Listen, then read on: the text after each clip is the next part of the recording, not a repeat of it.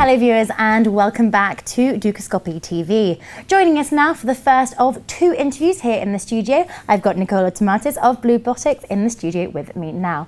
Nicola, thank you so much for coming in today. I'm very happy to be here with you. Good. Okay, so today we are looking at Robo-stox. Now, founders of this fund created this index to empower investors to capitalize on what it claims is the accelerating growth in the robotics and automation sector. Is this benchmark index reaching its goals in your view? Well, I think I would like to give you a small story about that. This index came from the idea of Frank Toby, who is a retired, let's say, entrepreneur, active in computer science, IT, and so on. He has done some money with his job, sold the company, and then he is convinced that robotics will be the next big thing. And when he started looking around to see how to invest his money in robotics, he found out that there were almost no means to do that. So that's why during 10 years he was really analyzing the market and creating this list to understand how to invest in robotics, and this now has been transformed into an index. So I would say in terms of his goal, which is giving the opportunity to investor to invest in robotics, it is really a success. Now, Robo-stox was launched at a price of $25, and on its first day, volume was over 225,000 shares. How has performance fared since then?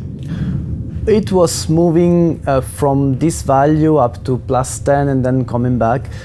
In my opinion, I'm not an expert in finance, but in my opinion, what's going on now is that this index is quite young, so it's trying to find its way. They have to find out what are the companies that really have to be included in the index.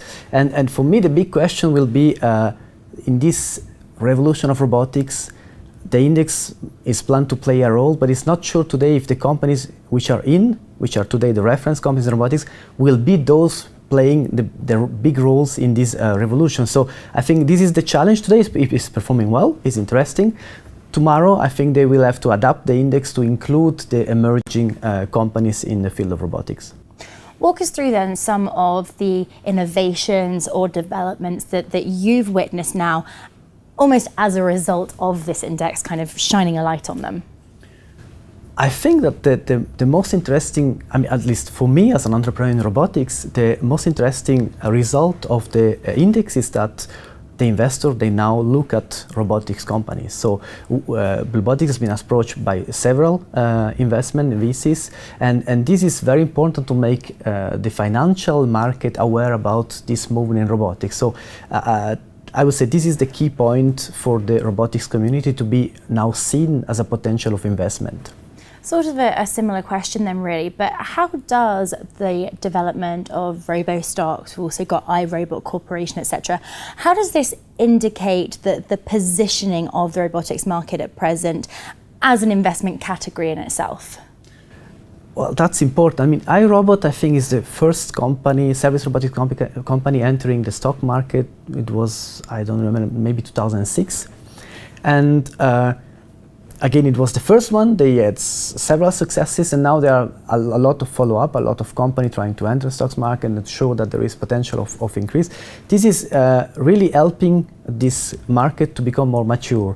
And what normally people do not know is that there are a lot of merger and acquisition in this field in the last just 5 years that are going on for interesting amount of money. I can just cite Kiva System that has been acquired by Amazon for $775 million.